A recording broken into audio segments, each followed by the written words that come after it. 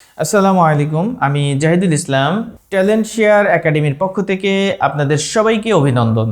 আমরা এর আগে জেনেছিলাম যে কোনো প্রতিষ্ঠানের কমার্শিয়াল সেকশনে জব করার ক্ষেত্রে তাকে অন্তত 10 থেকে 12টি স্কিল জানা থাকা লাগে, যে বিষয়টি নিয়ে আসলে তাকে কমার্শিয়াল সেকশনে কাজ করতে হয়।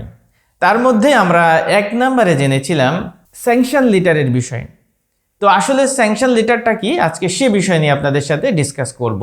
এলসি সাধারণত ব্যাংকের মাধ্যমে ওপেন হয়ে থাকে। যখন কোনো প্রতিষ্ঠান এলসি ইম্পোর্ট বা এক্সপোর্ট রিলেটেড কাজের সাথে সংশ্লিষ্ট হয়, তখন সে যে কোনো ব্যাংকের সাথে কমিউনিকেট করে, যোগাযোগ করে এবং তাদের সাথে তাদের একটি আন্ডারস্ট্যান্ডিং হয়। আন্ডারস্ট্যান্ডিংটা বিভিন্ন ধরনের হয়, যেমন এই প্রতিষ্ঠানে সে এলসি ওপেন করে দিবে, টোটাল এলসি কত ভ্যালু পর্যন্ত সে যেতে পারবে, যেটাকে বলা হয় এলসি লিমিট। এলসি লিমিটে কত ডলার পর্যন্ত সে এলসি ওপেন করতে পারবে 1 বছরের মধ্যে, সেটার একটি হিসাব থাকে, এই স্যাংশন লেটারে উল্লেখ থাকে।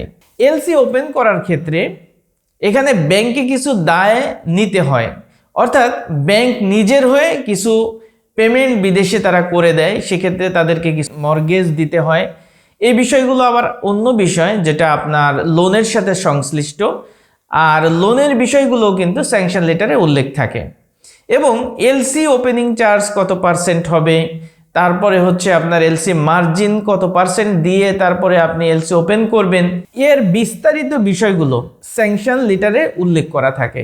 যে কোনো প্রতিষ্ঠান সে যদি এলসি ওপেন করতে চায় বা এলসি করতে চায়, সবার আগে তাকে যে জিনিসটি থাকতে হয় সেটা হচ্ছে স্যাংশন লেটার, বা ব্যাংকের সাথে তার একটি রিলেশনশিপ এবং ব্যাংকের সাথে একটি অ্যাগ্রিমেন্ট থাকে, যার মাধ্যমে আসলে সে কত পার্সেন্ট এলসি ওপেনিং চার্জ দিবে, তারপরে এলসি লিমিট কত হবে, এই বিষয়গুলো বিস্তারিত উল্লেখ থাকে এই চিঠির মধ্যে। তো এটি আসলে স্যাংশন লেটার। স্যাংশন লেটার নিয়ে যদি আপনি আরও বিস্তারিত জানতে চান, তাহলে আপনাকে এটা নিয়ে অনেক পড়াশোনা করতে হবে, স্ট্রাগল করতে হবে এবং কাজ করতে হবে, তাহলেই কিন্তু এর বিস্তারিত আপনি জানতে পারবেন। আশা করি আমরা স্যাংশন লেটারের বিষয়ে একটি প্রাথমিক ধারণা আপনাদেরকে দিতে পেরেছি। তো এর পরবর্তীতে আমরা ইম্পোর্টের অন্যান্য বিষয়গুলো নিয়ে কথা বলবো। সে পর্যন্ত সবাই ভালো থাকুন, সুস্থ থাকুন, ট্যালেন্ট শেয়ার একাডেমির সাথেই থাকুন। সকলকে ধন্যবাদ। আসসালামু আলাইকুম।